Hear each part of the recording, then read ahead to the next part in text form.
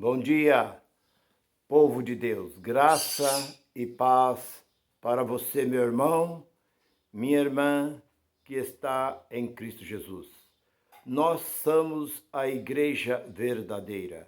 A igreja verdadeira não são aquelas que foram ensinadas por nós desde os tempos de criança. Nós aprendemos que a igreja é aquela que tem torre, que tem parede, que tem uma escadaria para chegar até ela. Mas a igreja verdadeira de Cristo são vida.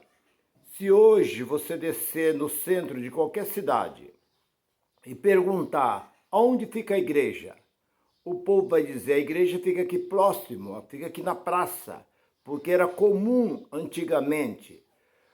Quando iniciava um vilarejo, uma cidade, a primeira coisa que eles faziam era a igreja e deixava uma área para a praça. Então isso acontecia os tempos atrás e até os dias de hoje, continua acontecendo. Então se alguém pergunta de uma igreja, eles falam daquela que tem torre, aquela que bate o sino, aquela que tem uma escadaria, aquela que é visto por todos como a igreja matriz, a igreja central daquela cidade. Mas a igreja verdadeira somos nós, porque a igreja, ela move, ela tem perna, ela tem braço, ela tem boca, tem ouvido, ela raciocina. Esta é a igreja pela qual Cristo veio a este mundo salvar esta igreja. E eu quero, neste momento, trazer uma palavra para você, meu irmão, que talvez você está tanto tempo dentro da igreja, você ainda não conhece esta mensagem, você ainda nunca ouviu uma mensagem como esta. E a mensagem que eu quero falar nesta manhã é sobre dízimos e oferta.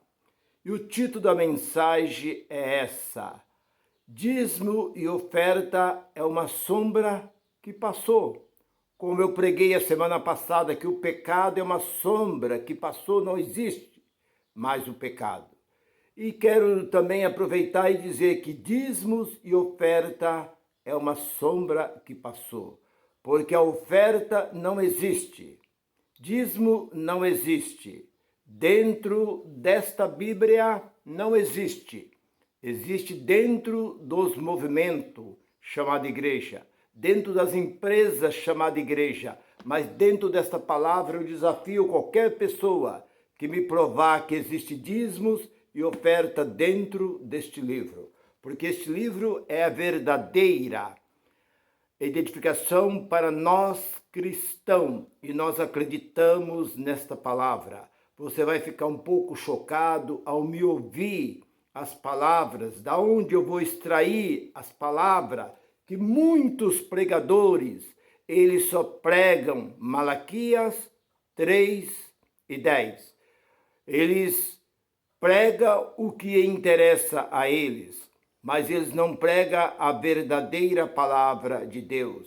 Eles usam esta Bíblia como fachada, mas na verdade eles não pregam nada do que está dentro deste livro. E eu quero nesta manhã falar um pouco sobre dízimos e oferta. Que a palavra oferta, para você que não sabe, talvez você diz: não, mas eu sou um grande ofertante, eu sou um grande dizimista, eu aprendi, desde o tempo que eu entrei na igreja, eu aprendi que nós temos que ser dizimista, que nós não podemos deixar de dizimar, que o dízimo é de Deus, 10% pertence a Deus, do nosso trabalho, dos nossos negócios, qualquer dinheiro de herança, dinheiro de uma empresa que nós recebemos, uma casa que vendemos, enfim, todo o dinheiro que entrar, que vier das nossas mãos, 10% pertence a Deus, e fora as ofertas que nós temos que dar diária, que somos ensinados. Eu quero dizer, isso é um mito, isso é uma mentira. Dentro deste livro não existe. Isso é apenas uma filosofia, é uma enganação. Você foi e está sendo enganado, porque eu também passei por isso. por um espaço de mais de 4 décadas, passando por isso e sabendo que nosso Deus, tudo é dele e ele não precisa nada de nós. Porque nós olhamos para o versículo do número 25 do capítulo 17 de Atos, que Deus não requer nada das nossas mãos. Deus não quer nada das nossas mãos. Se Deus não quer nada das nossas mãos, por que ele quer o nosso dízimo? Mas vamos para Malaquias, no capítulo 3 e versículo 8. Roubarás o homem a Deus? Em que vós me roubaste? Diz o Senhor. Nos dízimos e nas ofertas, as ofertas ossadas. Com maldição sereis amaldiçoados, diz o Senhor. Para quem Deus estava falando isso? Deus estava falando isso para o sacerdote, para aquele que cuidava do povo, porque o povo trazia o dízimo para aquele povo. Deus trazia para o sacerdote, e o sacerdote pegava esses dízimos e consumia com esses dízimos. Eles não entregavam para as 11 tribos de Israel, trabalhava, e uma cuidava do templo. Então, os levitas eram cuidados pelo dízimo, e o sacerdote estava vendendo o dízimo. Então Deus repreende quem? Os pastores daquela época. Porque sacerdote e pastor é farinha do mesmo saco, são todos iguais. Então eles eram repreendidos. E eles trazem isso para a igreja. Tá vendo, irmão? Deus está repreendendo vocês, porque vocês não têm abrido a mão para a igreja. E Deus está repreendendo eles. Porque ele estava, como nos dias de hoje, o que os pastores fazem com os dízimos? Compram seus bons carros, suas boas casas, suas boas viagens, estudam os seus filhos nas melhores escolas. Você nunca viu um pastor passando necessidade pedindo cesta básica? Você vê pedindo cesta básica, pedindo remédio, pedindo alguma coisa, um bujão de gás, os membros da igreja. Mas o pastor, você nunca viu o pastor numa vida necessitada dessa. Por quê? Porque a melhor fatia está com ele. É o que acontecia na antiguidade. O sacerdote estava tirando o melhor para ele e Deus trouxe essa repreensão para os sacerdotes daquela época.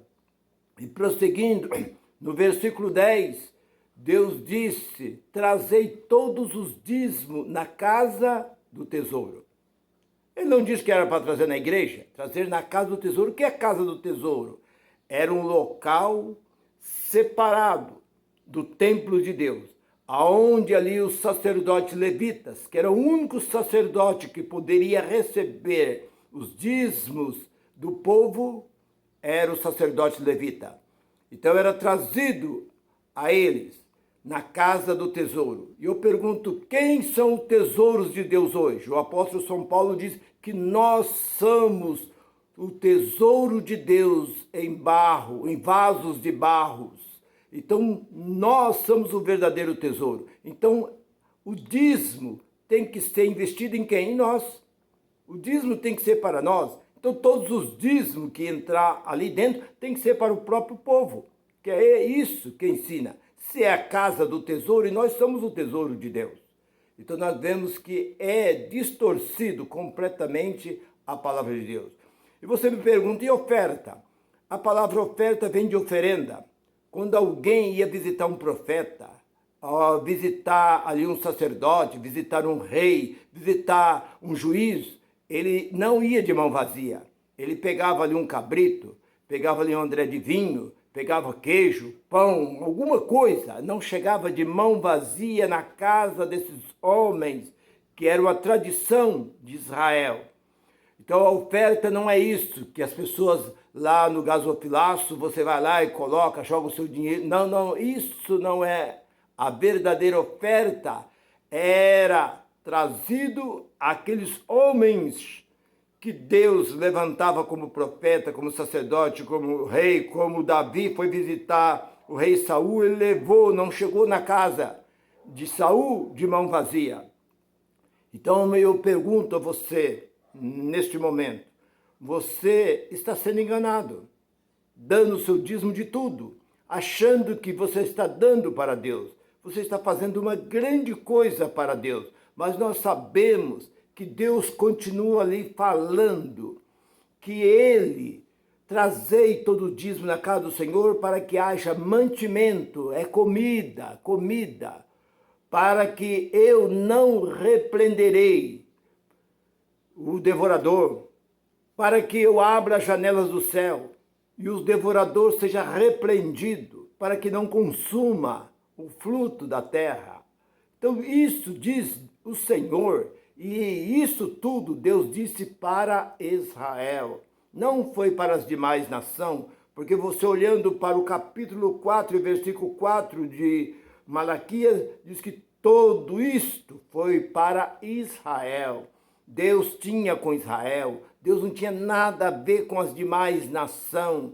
Deus queria que a nação de Israel fosse uma nação abençoada, fosse o exemplo para o mundo, que o mundo olhasse para Israel e visse uma transformação, uma mudança naquele povo, em tudo. Deus queria mudança naquele povo. Por isso Deus queria abençoar a nação de Israel. E hoje, esses chamados pregadores, pega esse migrador, cortador, devorador, destruidor como diabo. Se você não trazer o dízimo, esse devorador é um demônio, vai na sua casa, vai destruir os seus móveis, seu carro, enfim, a doença, o seu emprego, muitas coisas podem acontecer na sua vida se você deixar de trazer o dízimo na casa do Senhor. Seja fiel em tudo, até mesmo nas moedas. Tem gente que se vai dar o dízimo e ali é R$300, R$300,05. Ele leva até os 5 centavos, porque ele diz que temos que ser fiel em tudo. Não devemos deixar nada para trás. Isso é uma enganação. Isso é uma grande mentira trazida pelas religiões. Então o que eu quero dizer? Que nós somos gentil. No capítulo 2 de Romanos, versículo 14, nós, gentil, não temos lei. Se nós não temos lei, por que aplicar essa lei do dízimo sobre o povo que não é judeu? E é o que esses homens fazem, esses empresários fazem, essas grandes empresas que você conhece, que tem apenas um título, mas ela é uma empresa com CNPJ, né? Tudo que tem uma empresa, eles têm tesouraria, secretaria, eles têm até o crachá, todos os membros têm que ter ali um crachá, eles têm ali uma ficha. Eles são a única empresa que os empregados têm que sustentar o patrão. É diferente, porque as demais empresas, o patrão paga os funcionários, mas nesta empresa chamada igreja, os empregados, os funcionários, os que dependem, os que são ali frequentadores deste lugar, que sustenta o luxo, a riqueza desses patrão, comprando avião, comprando fazenda, comprando emissora, comprando navio, viajando para Dubai, fazendo tudo isto, e o povo está cego, não está enxergando, acha que está fazendo para Deus. Eu não quero nem saber, eu levo o meu dízimo lá, ele faz o que ele quiser, eu estou fazendo a minha parte, estou fazendo o que Deus mandou. Não, meu irmão, não é nada disso, isso é uma mentira.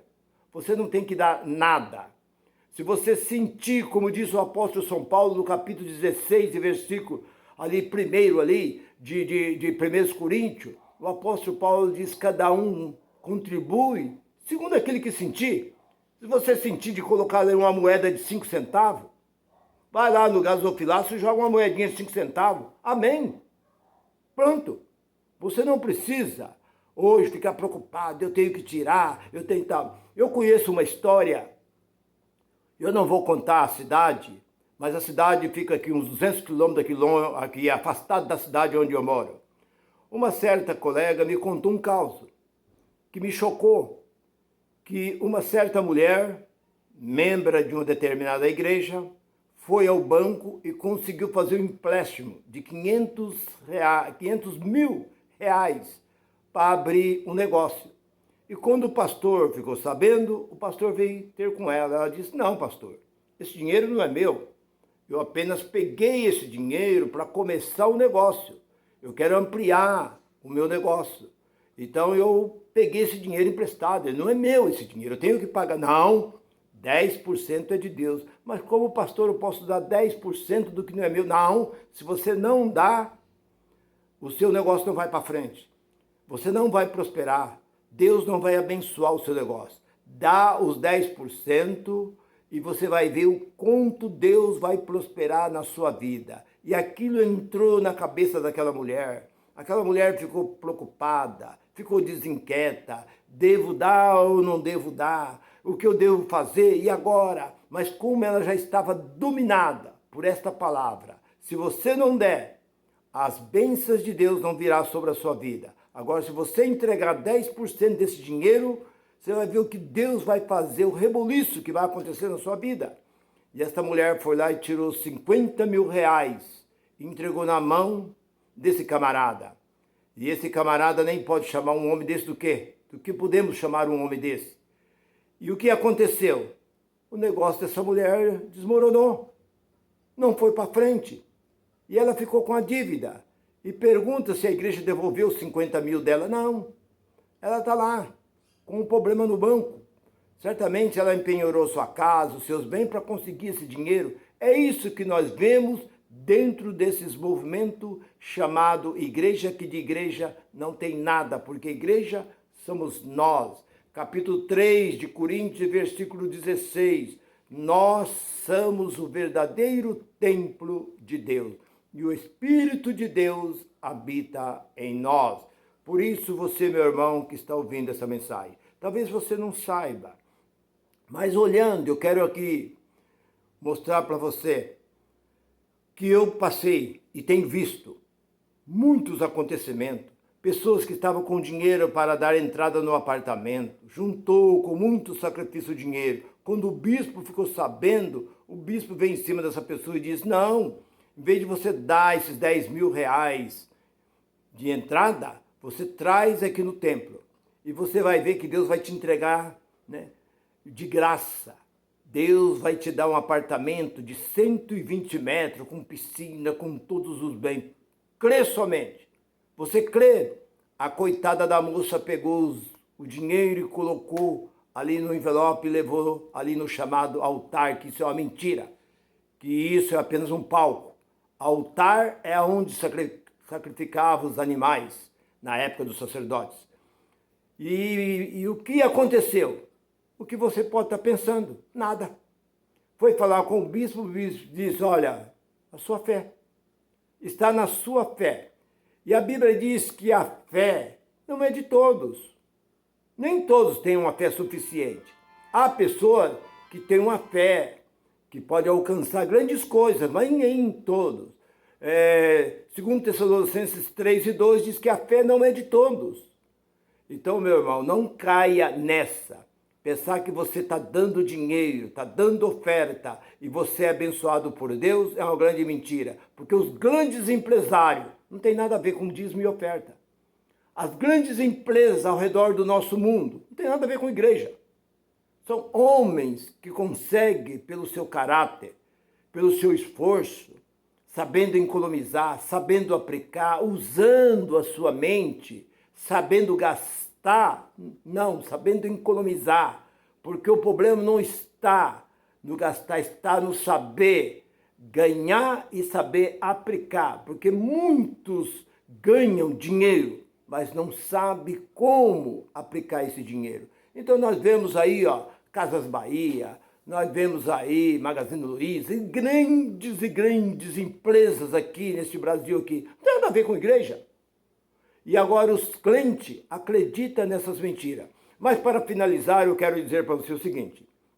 Sabia você que o dízimo, lá no capítulo 14, e o versículo 22 de Deuteronômio, diz assim, quando uma pessoa ia visitar, isso é, ia mudar de um lugar para o outro, e era longe o lugar que ele ia, ele pegava todos os seus dízimos e vendia, e pegava em dinheiro.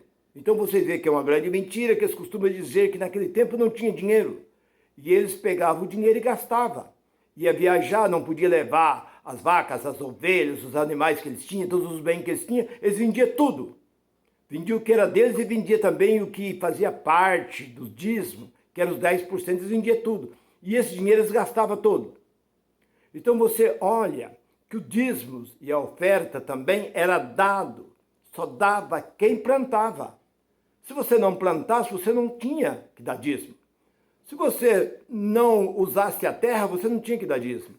Só dava dízimo quem plantava. Se você fosse um sapateiro, fosse um pedreiro, fosse um ferreiro, fosse um costureira, você trabalhasse de doméstica, passadeira de roupa, você tivesse uma outra profissão, fosse um lojista, um comerciante qualquer, um feirante, você não tinha que dar dízimo. Só dava dízimo o povo de Israel.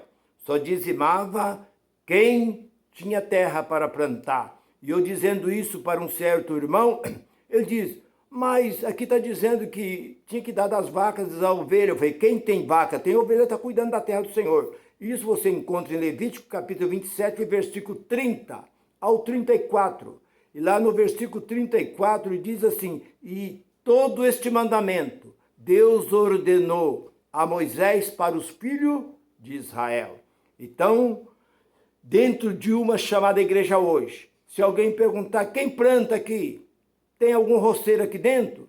Talvez no meio aí de 1000 pessoas, pode haver alguns ali que tem alguma lavoura, mas mais de 95% do povo hoje são industrial, trabalham nas indústrias, trabalham no comércio, trabalham no banco e assim por diante.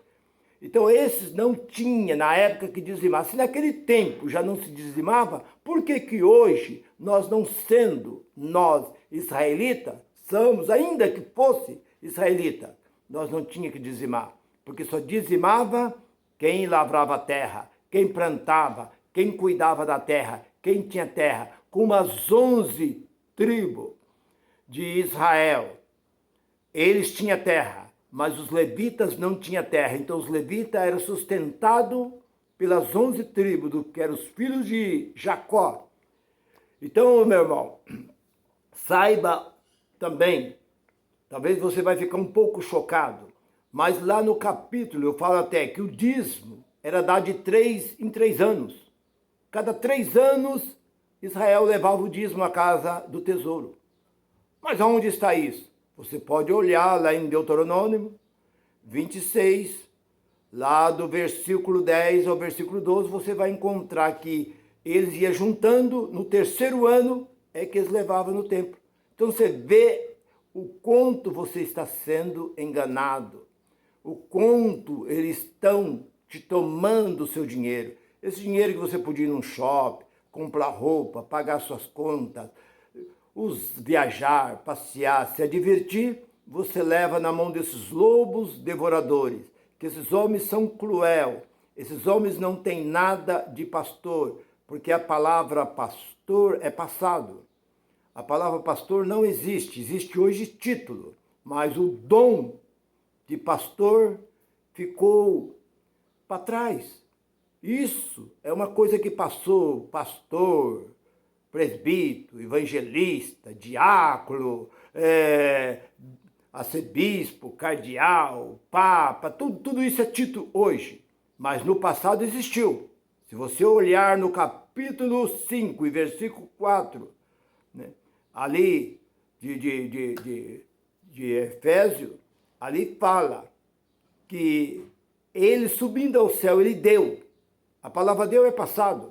Isso foi no ministério do Senhor. Ele deu para apóstolo e para gentil, para o gentil. Ele deu para profeta e para apóstolo, para doutores e assim por diante. Mas isso foi durante o ministério dele aqui, que terminou no ano 70. De 70 para cá, o que diz o apóstolo Paulo nas suas últimas cartas, ali no capítulo 20 e 29 de Atos, ele disse, depois da minha partida, vão surgir, vão substituir quem? Lobos, cruel e devoradores. Ele não disse que depois da minha partida ia substituir outros homens igual a ele. Cadê as maravilhas que aconteciam no 1º século? Cadê as curas? Cadê os dons maravilhosos que tinha na vida dos apóstolos? Os apóstolos faziam tão grandes maravilhas que a Bíblia diz que até a sombra de Pedro curava os enfermos. o tocar nas vestes de Paulo, o povo era curado. Com os lenços de Paulo, o povo colocava na enfermidade, era curado. Quantas e quantas maravilhas acontecia na época dos apóstolos. Cadê? Onde está? Não existe. Isso foi uma sombra. Como o dízimo foi uma sombra que passou. Tudo isso passou. Hoje você pode ser curado. Eu não digo que você não pode receber a cura, mas isso depende da sua fé. Mas esse dom, como dizia as igrejas, a igreja batista, presbiteriana, metodista, congregacional, né? Essas igrejas, até no século XX, no início do século XX, elas eram uma igreja que não acreditava nesses movimentos. Mas vindo esse movimento chamado pentecostal, no ano 906, lá nos Estados Unidos, em Chicago, espalhou por todo o mundo. E o povo passou a acreditar nessas coisas e trouxe essa confusão.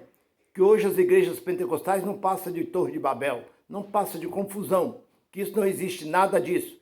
Eu iniciei numa igreja chamada pentecostal, vivi mais de 40 anos dentro desse movimento pentecostal, eu nunca vi nada. Eu só via petição de dinheiro. E tanta campanha para lá, campanha para cá, vigília, vão para um monte, unção com óleo e tanta coisa, mas nunca vi nada de normal dentro desses movimentos. É apenas enganação. Então você, meu irmão, minha irmã, que ouviu esta mensagem, divulga essa mensagem. Passa essa mensagem para outras pessoas que estão aí dizimando, dando o seu tudo para este povo. E esse povo estão enriquecendo cada vez mais. Você olha aí muitos homens que não tinham nada, andavam de bicicleta, hoje estão andando de avião. Esses homens que não tinham nem onde morar, hoje estão morando nas grandes mansões. Então você olha, o que eu estou falando, eu falo por experiência e você mesmo pode olhar, pode abrir os seus olhos e ver que tudo isto é uma enganação, porque dízimo é uma sombra que passou lá no início do Evangelho da Graça, que há quase 2000 anos deixou de existir esse dízimo.